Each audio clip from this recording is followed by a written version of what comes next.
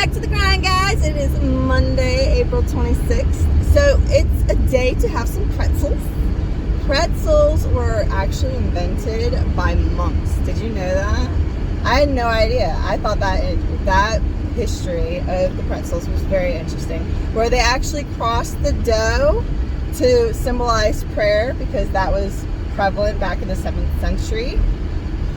Who knew? I thought that was amazing. It was Italian monks who invented pretzels. And I guess apparently the pretzel made out of, water and bread. It was very simple and it was perfect for Lent, so that's why they were the ones to invent it. So there you have it.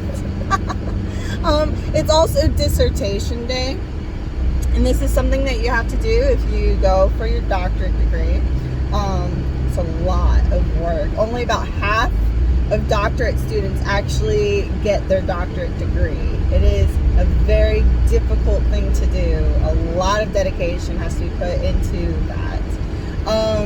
But I also looked up a little history of the doctorate programs.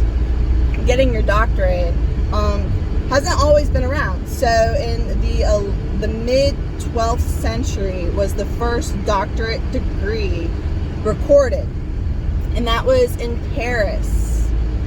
And then the first one in the United States was at Yale University, and that was in 1861. And then this is the shocker for me. The first one in the UK wasn't until 1920 at Oxford. And I thought for sure UK would have had it way before the United States. But nope, they didn't have their first one until 1920. Of course, my sources could be wrong. And of course, if I am wrong and you know better, by all means, inform me. But because I don't even know if I believe that. That sounds like a shocker to me. But it could very well be true. That's what it said. That's crazy. It's also Help a Horse Day. Horses are amazing. And they're so smart.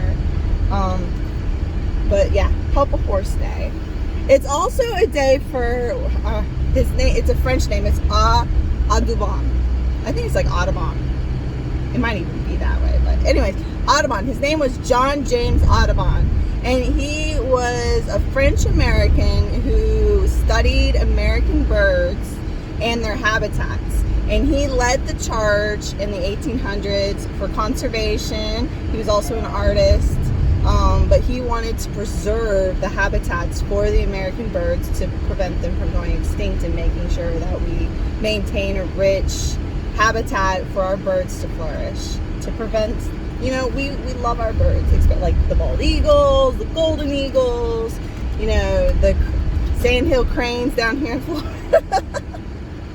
We love our birds, and if we destroyed all their habitats, they would no longer exist, and it would be devastating. So thank you, Audubon, for saving our birds.